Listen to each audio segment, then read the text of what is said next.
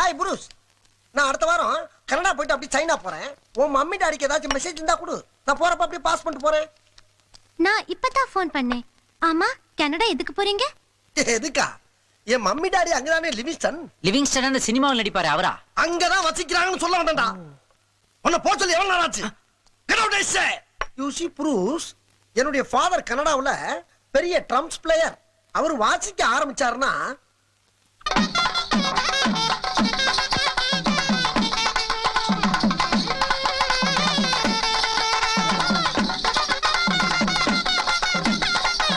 அவருடைய வாசிப்புக்கு மூவ்மெண்ட் பண்ணாதவங்களுக்கு இருக்க முடியாது. அண்ட் ஒன் மோர் திங், என் மம்மி வெஸ்டர்ன் கிளாசிக் டான்ஸ்ல பெரிய மேஸ்ட்ரோ. அவங்க ஆட ஆரம்பிச்சா